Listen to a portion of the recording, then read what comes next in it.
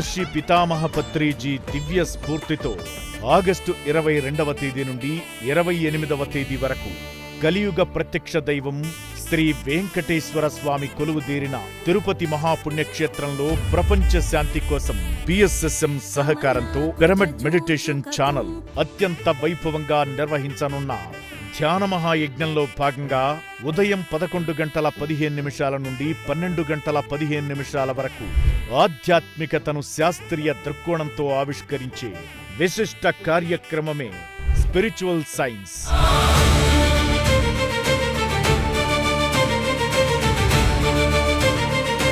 ఈ మహత్తర కార్యక్రమంలో విరివిగా పాల్గొనండి. అంతులేని ధ్యానానుభవాలను సొంతం చేసుకోండి.